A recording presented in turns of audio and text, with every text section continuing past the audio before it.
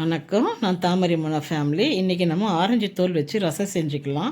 அது எப்படி செய்யுதுன்னு பார்க்கலாம். முதல்ல வந்துட்டு ஒரு குக்கரில் நல்ல தோலெல்லாம் அலசிட்டு நல்லா போட்டு நல்லா ஒரு 4 விசில் வச்சு இறக்கி ஒரு 2 டம்ளர் தண்ணி ஊற்றி, அதுக்கப்புறம் நம்ம வந்து மிளகு, சீரகம், காஞ்ச மிளகாய் வச்சு அரைச்சி வச்சுக்குவோம். அரைச்சி வச்சுட்டு ஒரு 4 தக்காளியும் அரைச்சி வச்சுக்குவோம்.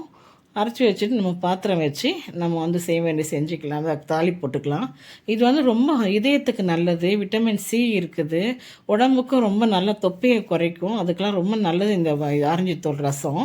நீங்களே மாதிரி செஞ்சு பாருங்கள். நம்ம பாத்திரம் வச்சு கொஞ்சம் எண்ணெய் ஊற்றி கடுகு போட்டுருவோம்.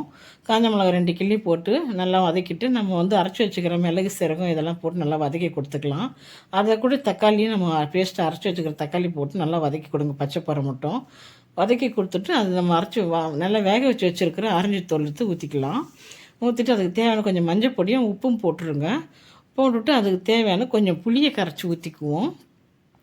புளியை கரைச்சி ஊற்றிட்டு தேவையான அளவுக்கு தண்ணி வச்சுட்டு நல்லா திட்டமாக கூட்டிக்கோங்க. கூட்டிக்கிட்டு அதுக்கு கொஞ்சம் பெருங்காயம் கொஞ்சம் போட்டுருவோம்.